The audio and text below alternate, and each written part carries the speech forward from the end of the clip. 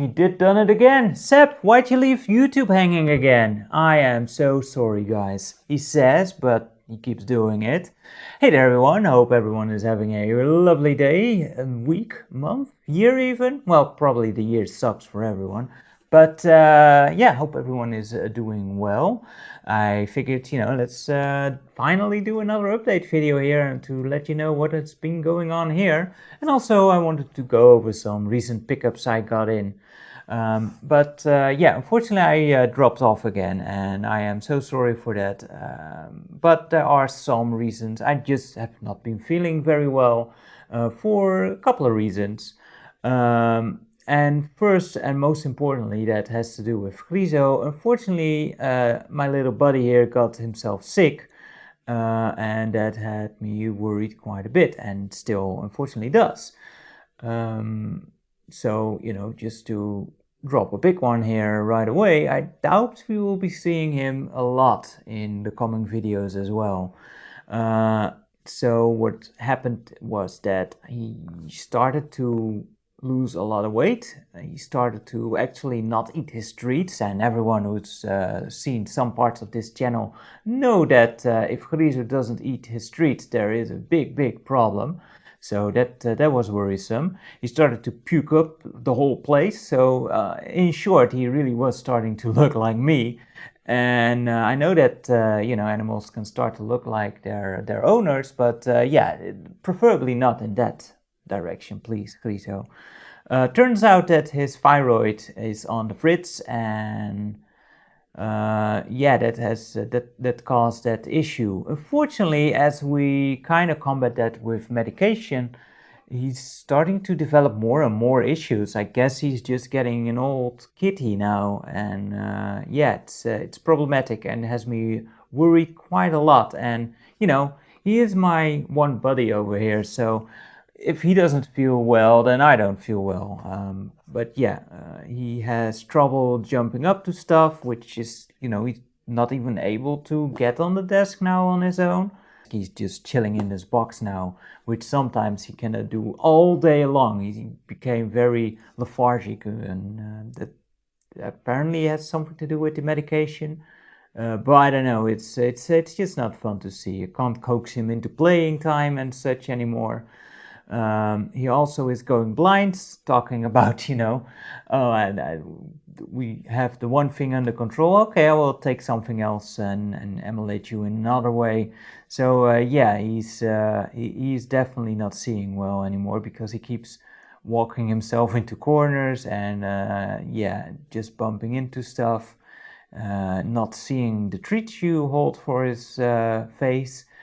Fortunately, he does eat his treats again, so there's at least that. His spirit has come back somewhat. But yeah, it has me very worried, and yeah, it's always sad when an animal, one of your pets, gets sick like that. So yeah, that has really dragged me down a bit, and what didn't help is that medication that he does have is bound to strict times, and I am just so terrible with any kind of structure in my life. I cannot handle that anymore as well, and that has for a huge degree it has to do with my erratic sleep patterns, which are just all over the place. So if I am forced to do something at set times, it just leads to a lot of problems for me, where my already fragmented energy is even more diminished, and it just adds a layer of stress that I don't really know how to cope well with, unfortunately. So yeah, it's really rare to have like an afternoon like right now where I just feel good and just feel like, okay, I'm going to make a video again. So luckily today is an exception, and that's great. So I'm glad that happened, and as I get used to it more, I should have more of these days, I hope. Another big worry for me at the moment is I hate to always bring money up, but yeah, I am running into some financial issues.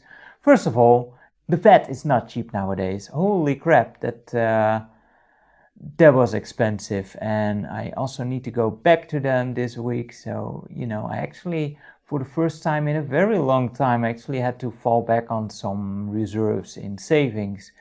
But that also turned out to not be a very big deal because, as became apparent as I filed my taxes, and I have someone who helps with that because I have no clue about that stuff, nor the patience to really work it out. But apparently, yeah, my income this year actually went down slightly, even though it actually went up. I actually have less to spend.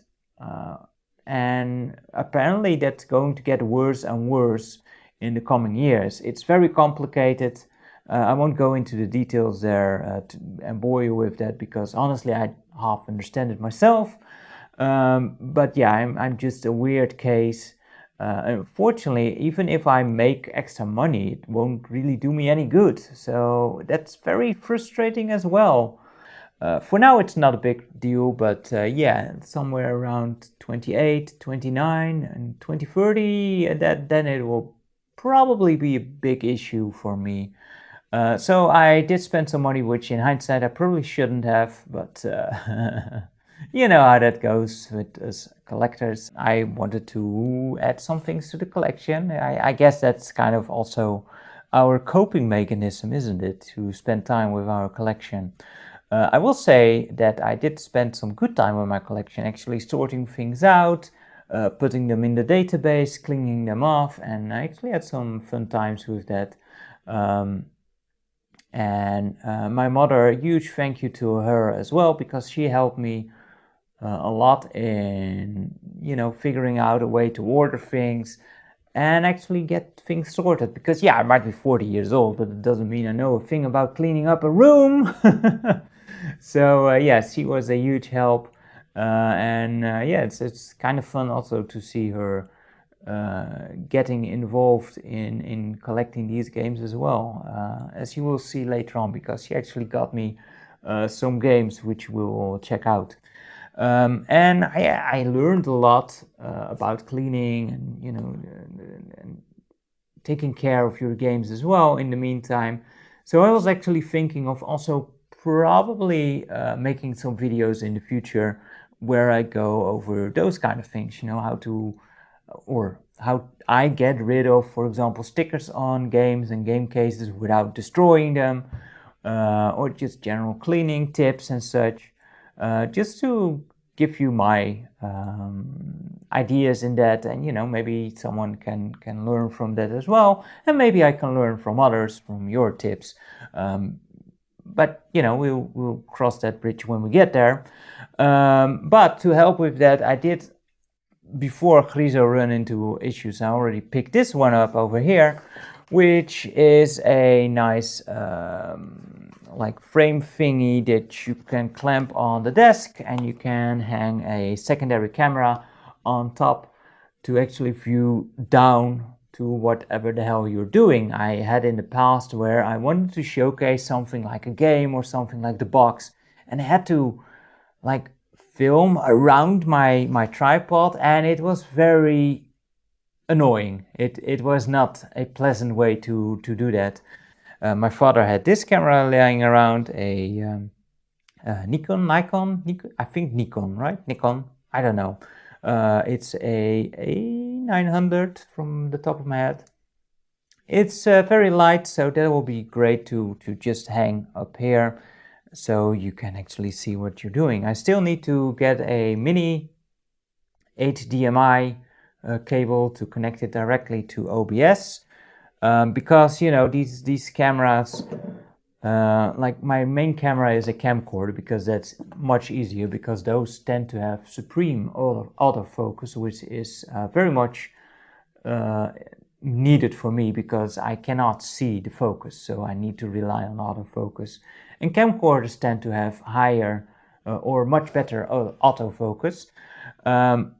So I was not aware, but these smaller cameras, the DSLRs, they have a record limit of half an hour, which sounded very silly to me, but apparently that has to do with how the EU categorizes products. If you're above half an hour, then you are a film camera, and then you get into a higher tax bracket. I don't know, it's weird, but at least, you know, it makes some kind of sense, I guess. But yeah, so I figured I need to just connect this directly to OBS to just hit record and not think about it and not, you know, have a look at the timer each time. So yeah, I would like to do this in the future where I actually go over some tips on cleaning. But in general, I need to sit down and really figure out where I want to bring the channel, because I have so many ideas that I want to do, but you know, even a normal sane person can't do even half of that stuff. And it is kind of leading me to, like, my indecisiveness leads more to inaction as well. So I need to sit down, have a good think on what direction I want to take the channel in exactly. I would like to have streaming in there as well, but I noticed that streaming, I love when I do stream, but I don't love the setup part of the streaming. I don't have the the patience to deal with all the technical crap, and then, you know, one thing changes and like dominoes, the whole thing just blows up, and it's super annoying for me. And last time I streamed, half the things didn't work again, and that annoys me so much. I need to change that, and that's just so much work, and I just don't really want to deal with that. So we'll see when and that happens. I also want to learn DaVinci Resolve, because Adobe is just... I've been wanting to switch teams for a while now, because Adobe, as it became more and more cloud focused, it already irked me the wrong way. But now they have completely gone off the deep end by basically having you agree that they can always look into your projects, which, I'm sorry buddies, but you have no right to look at my little snuff movies, okay? No, it's just ridiculous, you know, and we should really stop standing for such corporate bullshit, and just say, well, if you change the terms like that, I say no, bye-bye. But that does mean that I need to learn a new program. Probably shouldn't be too hard, but that's also kept me a bit, you know, away. And again, I wanted to switch for a while, and this is just like the final straw where I just have an excuse to really do it. And so far, my laziness had just kind of prevented me from actually changing over earlier, I suppose. Anyway, how about we go over some recent pickups I got, and you know, have some actual fun gaming talk here, because apparently I'm a gaming channel. Let's see, where do we start? All right, so first item I got in here is I've been like putting all my CD-i stuff in the database. I'm approaching, believe it or not, like 700 different discs for my collection, and like two freaking crates of stuff that I need to get rid of. So if anyone is very interested in picking up some CD-i stuff, let me know. Maybe we can do some trades. But I'm also thinking maybe just putting up a storefront. I don't know yet how I'm going to get rid of all my doubles, but it's a lot. But yes, stuff in my on my shelves that I want to keep is like approaching the 700. And something that I want to work towards is collecting the full set of CD-i long boxes, the US exclusive long boxes. Like, there is no such thing as a full CD-i set, just no one knows what that means exactly. It's like every month a new item gets discovered, so there is no such thing. So you have to think in subsets if you want to go for a complete set. And one that I really want to aim for is a full set of USA long boxes. I'm almost halfway there. I've got 47 of them, although one is missing the sleeve, so say 46. Unfortunately, they don't pop up too often over here. But, you know, it's something to aim for. And one that I found in the UK on eBay is this one, Sailing. What's interesting about this one is also that there is no jewel case version of this, as far as I know. This is just a complete Longbooks exclusive. And it's one of the rare ones to find, which is why I picked it up solo. There's still plenty of ones that I don't have that are fairly common and you find often. So I'm kind of waiting for some packs to still roll out. I have some of the most difficult to find, so there's only 2 or 3 that are slightly difficult that won't pop up, and this was one of them. So glad to have that one added to the collection, and slowly I hope to get to the full set, which are 99, by the way. There are 99 long boxes as far as we know, I think. And then these came over like last week. It took a while for them to get here because these came from Canada, and these are, I didn't even get them out of the packaging. Imagine that. I think all of them are actually new for my collection, but most I have the European version of. So again, I have close to 700, but one game might have 4 or 5 different versions of it. So it's not like 700 different games, okay? So first up we have Video Speedway, and these are just jewel cases over here. I love in the American early jewel cases, they have this little slip cover. Oh, it's in backwards. Okay, whatever. Let's quickly fix that. Now, of course, I have Video Speedway in the European version, which does have a different cover, by the way, different cover art for the US. Terrible game, but great to have this copy in my collection. There's also a long box of this one, which I do not have yet, so I need to hunt that one down as well. So you can already see that's one game, Video Speedway, and it's like when I have the long box version, it's 3 times in my collection. So next we have Andrew Lloyd Webber, a music collection. I guess they all came in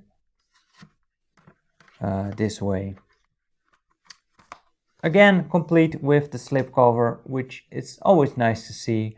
I do like this slipcover. It kind of protects the jewel case. These look in like amazing condition. Usually the corners are a bit frayed and such, but these are just amazing looking, which is great. And I didn't even get the set for these things, but they are great to add to the collection as well. This one is also a music CD. This might be my OCD picking up here. I just prefer them to have the cover the same way, but I might be mistaking that what they're supposed to be. But I just love this, when you open them up, that they are the same.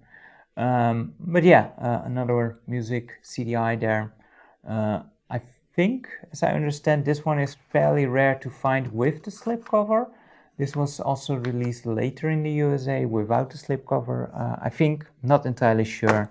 I'm not an expert on the USA market, as it were. So we have another pack of these.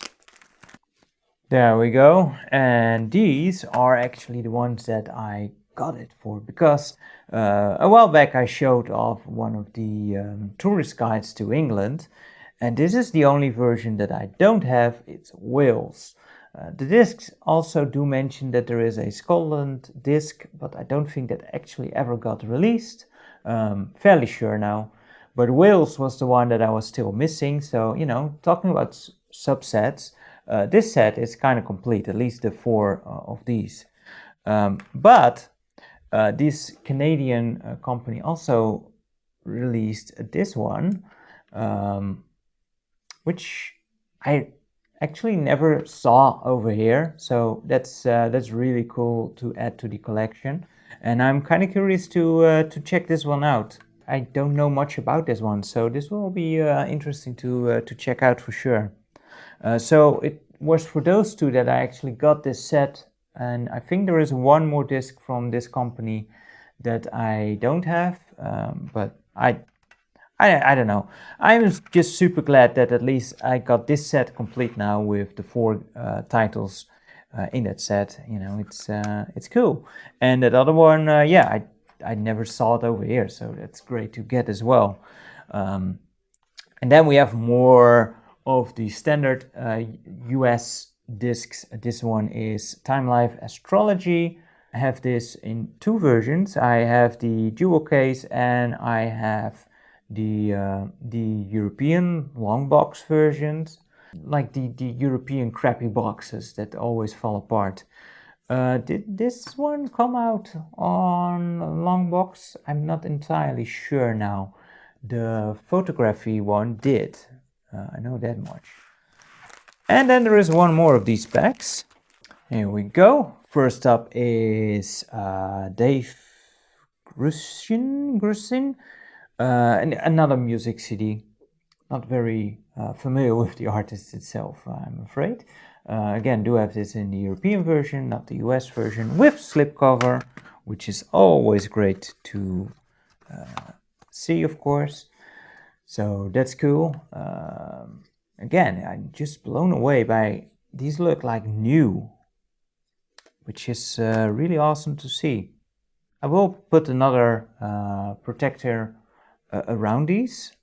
Then we have Surfshark. I do have the US version of this one, but not with the slipcover. This is kind of a fun CDI, by the way, if you want to learn about sharks. And sharks are cool, aren't they? So that's cool. And here we have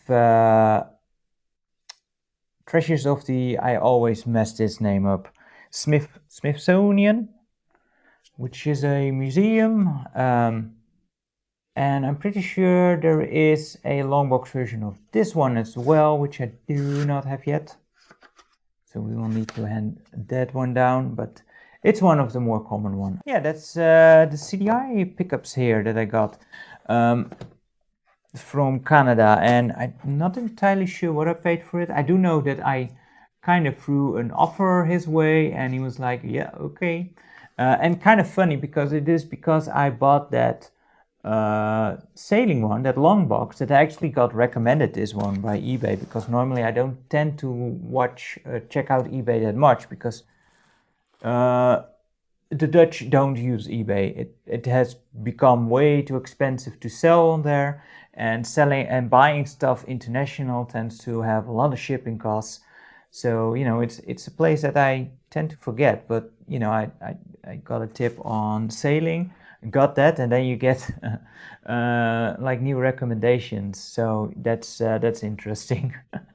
And apparently I can't help myself. But I gave him an offer which was very low in my. I was actually expecting him to go over it, but he was immediately like, okay, sure. I was like, oh wow, okay. So that was awesome. Had a very good deal. Anyway, next box. All right, so here's a box that actually my mother got me, because we've been putting away the discs and she's been helping out so much. We're still not done, but not by a long stretch. I actually had to buy a new shelves because I ran out of space. It didn't fit. But after the CDI, we went ahead and started on the PS2. And she got me a bunch of PS2 games here. So let's check out what those are, because there's some beauties in here. So first up is Star Wars, Lego Star Wars number 2. You know, funny thing, I never played any of the Lego licensed games here. I hear good things about it. I never played it, any of them. There's probably better versions, like I think there is a one that combines Lego Star Wars 1 and 2 on the PS3. Not entirely sure, but you know, this will be fun to check out. I also hear that these are really fun in co-op. We'll be interested to check that out for sure. These are in a set, yes. So these are the 2 games. I think, is there a third game? I don't know. But from the Chronicles of Narnia. These aren't Dutch boxes, but the game itself does contain English. The first one I have played. I think that was a rental at some point, and I felt back then that it was kind of they were kind of trying to imitate the Lord of the Rings games, like Two Towers and The Return of the King. Just, you know, a bit easier, a bit more kid-friendly, I suppose, more family-friendly. But it kind of gave me that vibe to it, and it was okay, but Lord of the Rings games were much cooler back then, for sure. But still, it wasn't offensive for a licensed game, let's put it at that. Then we have one that she knew I wanted, so she actually got it, and that's Shadow Heart, which is a different cover than the US version, I think. From the New World. Yes, from the New World. It's the third one in the Shadow Hearts games. I love the Shadow Heart games. I love the first one. I think that's my favorite of the series actually. The second one I also really enjoyed, and the third one I did play back then, and it didn't click with me as much. It kind of I think that's also what I enjoy about the first one. It has a bit of a moody atmosphere, and as the series went along, it just took that away, and it went more into the goofiness, and that took away something from the series, I think. And yes, I know, technically speaking, the series kind of started on the PS1 with Kudelka, which is also an amazing game, one dear to my heart. Unfortunately gets overlooked quite a bit, but oh boy, that game did not age well. If you are interested in this series, then I would recommend just starting out with Shadow Hearts 1. It's still a lot of fun. I played it fairly recently, and that actually made me want to actually finally go through the third one. So I'm really awesome that I got this one now. That's cool. And yeah, Kudelka, I enjoy that game, but my goodness, it's slow. But that game is in particular interesting in its voice acting, I find, because if you play that game, you will very quickly hear, and it's a shame that that these games did not follow suit. But it sounds like they used stage actors, and it sounds like they actually acted out the scenes, because it has that quality to it. And it really adds something to the believability of how the characters interact with each other. And I wish more games did that, like, you know, like a more natural interrupting of characters. Poetry should delve into the depths of the souls of the faithful and others. It should inspire the soul as to Alexander Pope or George Herbert. If they have the power to do away with these evil spirits, I'd choose anyone. Even that dear old carpenter's son. Blasphemous! Pagan! How dare you utter such words of sin? To seek help from someone you've never met before is ridiculous, especially when people are dying from hunger every single day in London. They're all filthy and immoral little beggars that deserve to die. It feels very natural, and that always stood out to me. And I'm kind of sad that the series did not continue that way. But actual gameplay, the Shadow Hearts games are absolutely amazing. Really love the Judgment Ring system in combat. Anyway, we've got next X-Men. Well, it's the Wolverine game. Oh, X-Men Origin, that's the name.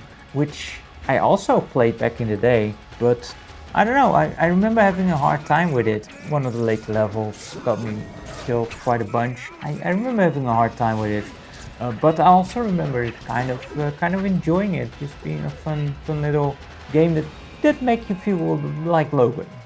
So you know, that's cool. And then there is another one that I really wanted, and that is Champions Return of Arms, which is the second game in this series.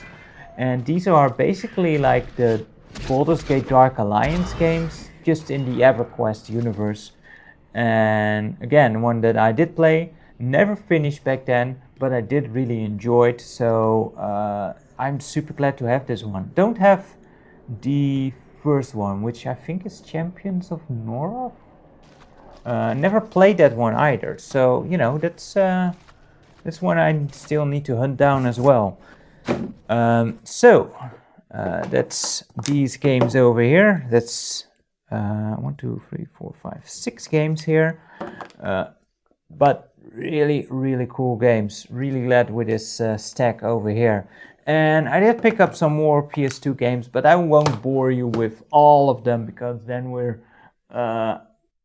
we will be here all day. But these were special, because these I did not buy myself, but these were a gift from my mother. So that's very awesome of her. Thank you so much, Mom. There is one more box that I want to show off, and that's this big boy. Let me just put this on the side here so we can actually empty it. So this box was part of a trade. I made sort of a trade with someone, and he sent over some really interesting items, stuff that I really love to check out soon. So that's gonna be fun, I hope. Ugh. Man, that's a big flap. Let's see. And also some really cool CDI stuff. So, you know, there's still some CDI things. Where should we start here? Well, let's start with this from the CDI over here. This is interesting. This is a combi pack, which was a Spanish, I think Spanish, or is it Portuguese? I think Spanish, exclusive for the CDI, which came with 3 discs. It came with the Asterix game, which is really something that I need to show off at some point, because I really enjoy this game. It's kind of like, well, most comparable to a Mario Party kind of style game. Just really fun for the system, especially if you have some people over. This actually makes for a good time. But this is the Spanish version, which I don't have. And it came with Inca, which is a adventure game. Also never showed this one off, and because it's not really my favorite. It's kind of tough. But I should get to that at some point. But yeah, also the Spanish version, though I think this still has English, at least I hope so. It's another one of those games that I have like 4 different versions of. And then there is Burn Cycle Classic. This is the later version, which does not have the music disc, unfortunately. So only the game itself. Like the original had this neon green case, which also came with the soundtrack, which was cool. Is this disc even gold? Nope, it's just silver. Like the original Burn Cycle has a gold disc. Not sure if it's actual gold, but it looks nice. So, you know, this is cool because, yeah, you don't see this often, like this little pack here. So that's very cool to add to the CDI collection. Super chuffed with that one. Let's see if I can find the other CDI games. I think these are it, and these are interesting because I never played these ones, and that's always cool, isn't it? First is a French exclusive, L'Ange et le Démon. Another adventure game. I won't get far into this because it is completely in French, unfortunately. Still will be great to check it out, and maybe with a little translation guide. It will be. I'm not sure if there's any out there. I don't even know if this game came out on PC, so it might be a CDI exclusive. I don't know much about this game, which is very apparent. So yeah, it will be fun to check this out because again, it's a CDI I never played before, so that's cool. And another one that's really awesome as well is L'Affaire Morlov, which is actually English, despite the French name. I think it was produced in France, and this is fairly hard to come by over here. And you do want to, in the US it will be even harder. I'm not sure if it was ever even sold in the US. If you are hunting this one down, you want to be very careful because the PC box is identical to this one. So the sticker is the only way to really indicate, and the barcode over there, that it is actually the CDI version.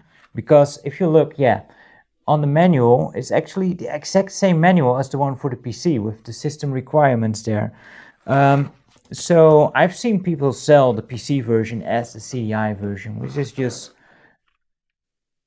not nice. Always be very, very careful. On the CD, it will say that it's CDI as well. But the box itself, without the stickers, it will look identical to the PC version. I've never played this game either, so I'm looking forward to that because this one is actually English, so I can actually play it, and it's a kind of a point-and-click adventure game. So that's cool because CDI was sorely lacking in that department, and it's something that it actually could have done really well in. Anyway, let's move on here. Next, I've got a couple of games here that will be of little interest to most people, but I actually have a kind of a soft spot for these. And this guy, he's kind of an expert on this field. And that is what many people like to call bootlegs. But I don't think that term really tells the whole story. But yeah, these are like imitation Famicom games, or mostly Famicom. There's some other ones over here that were mainly sold in Taiwan, China, and such. And this one I have no clue what it's supposed to be. I don't think these are completely characterized as bootlegs because they are not like replacing the exact product. Like there's no, well, sometimes you see a Super Mario Bros. 3, but what happens is that usually you get newly developed games that are just, you know, the IP is just stolen, but the game itself is made anew and usually very crappy, hilariously. But sometimes there are some interesting things that they actually do. If you've never checked it out, check out, for example, Final Fight 3 for the NES, which looks pretty impressive what they did with it. Yeah, that was never intended to compete with the actual Super Nintendo version, because they didn't have a Super Nintendo version, and there was no Final Fight 3 for the NES, so in that sense, I don't feel like bootleg completely holds up. Anyway, this is Titanic, apparently. And you never know, sometimes there's something on the label and it's just completely different inside. It's just really cool to check these games out. And this is this from World of Warcraft? I don't know. Again, this is just stuff I need to pop in and check out, and it'll be fun. Harder. Then we have over here, this is actually a Pokemon thing for the Genesis, probably a crappy platformer. What they did do sometimes was just take a existing game and hack it. You know, that happened with fun franchises like Pokemon. They just hack Sonic out of there and put in Pikachu, and then you have your game. That comes more in line of the actual, of what you could consider a bootleg. But I'm most interested in those games where they just made something of their own, just stealing an IP. This is... Oh, it's Mahjong. It's Mahjong. Yeah, those are a dime a dozen. Always with the Mahjong. This is the King of Fighters on the Genesis. Fighting games, they did a surprising amount as well, and some aren't even that bad. Usually they are, though. Usually they are very crappy. But sometimes they can surprise you. Of course, the Lion King 3, that much awaited sequel on the Genesis. Again, will be fun to check out how they butchered that license. Then we actually have a couple in the box. Over here is Assassin's Creed 4 Black Flag. Awesome. Again, this is not supposed to compete with the actual PS3 version or 360 or PC version. This is a Genesis card as well, so that's cool. Come to think of it, I've never seen this Black Flag. Like, I have some idea of common things that you see and in ROM packs and such. Assassin's Creed Black Flag I've never actually seen, so that will be cool. This is another Pokemon thing. And it's a Famicom cartridge. It's always funny because these things, it's just a plastic, right? There's nothing in here. I mean, yeah, sure, there is a small board in there, but it's mostly air you're holding. They are so light. This one even has the manual. Look how fancy they went. Full color and all. Yeah. Yeah, Konami don't do that anymore. Some of these games came out stupid late too, like well in the 2000s. Like Black Flag. When did Black Flag come out? Like 2009, 10? I don't remember. And this is something I don't know either. Another Famicom game over here. Skimmed out on the manual. Just one page. Oh well, I can't read it anyway. But yeah. Ooh, this one actually feels kind of hefty. So that's cool. They also surprisingly did make some RPGs over there. And some of those did get translation patches as well. But of course, one of the more well-known one is the Final Fantasy VII Remake, which actually isn't that bad. Anyway, let's move on to some other Famicom goodies. Because over here we have the touch. That I don't know how to say this. But yeah, complete in box. This was a extension which you put into your Famicom. Yeah, it's in the back here. And then you had special cases, which or cartridges, which you put in there. So here's the unit itself, which looks absolutely amazing. No discoloring whatsoever. So yeah, here you plug it into your Famicom, and then you take a game cartridge.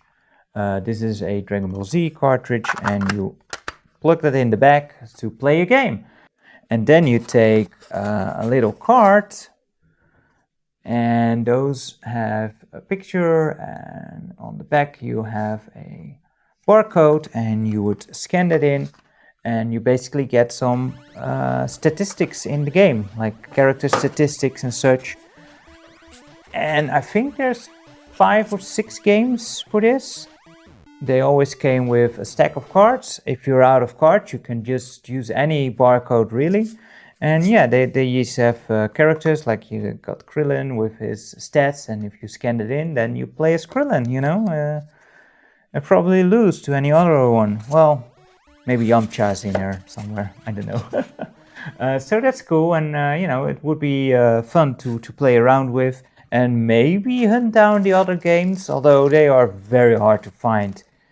And they can be very pricey as well, especially the I think the Gundam one is especially expensive. I also got this one from him. The 3D system for the Famicom, which allows you to have 3D images. I think this is based, like in the US and Europe, some games like Red Racer had a special mode, but it had that cyan red thing going on for the 3D. But in Japan, they had this, which I think is shutter 3D. So basically what you had in those TVs that they really tried to push about 10 years ago and kind of fizzled out. And some games, I think that's also like 4 or 5 games, allowed you to have 3D images on the Famicom. I don't think I have any of those. Do I have the Japanese Red Racer? Because I think Red Racer, the Famicom version, has it. And 3D World Runner has it, also from Square. And there is some more, and I will try to hunt those down to check this out as well. I'm not even sure how well that works with my eyes, to be honest. Like those cheap red blue things, those tend to not do well with me, because I can't really look through both eyes at once. I have to kind of quickly go back and forth. But some other types of 3D I can do well, like the ones that was in the cinema, I do get. So I think this one will work as well, because it's kind of the same tech, I think. Not entirely sure, not my specialty, but it will be very cool to check that out, see what that's like as well. And then we have a box of like different kind of goodies here. Like we have a Famicom joystick, which I don't think I've ever seen, but it's cool. What's interesting about this is There's actually two of them, and they are different. This is one, this is two. And just as the Famicom controllers themselves, this one, the two, does not have the start and select buttons. So, you know, it's kind of interesting. And